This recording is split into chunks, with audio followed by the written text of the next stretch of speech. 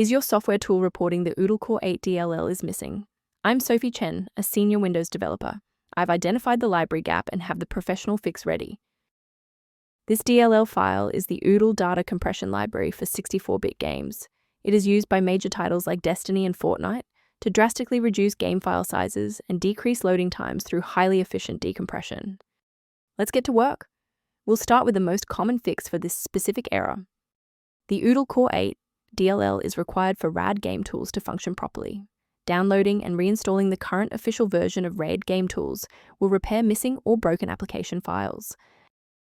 If a standard reinstallation doesn't restore the library, we need to verify if the system environment is properly recognizing the new components.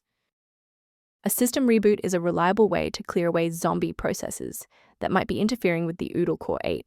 It's a low-impact step that ensures your operating system is starting with a synchronized environment. Before you restart, please bookmark this video or click the like button so that it's waiting for you in your library for the next step. It's worth taking a moment to discuss the safe acquisition of runtime components. Please keep in mind that manual replacement of the Oodle Core 8 DLL carries a high operational risk. Using unverified files can cause irreparable damage to your Windows registry and lead to total system instability.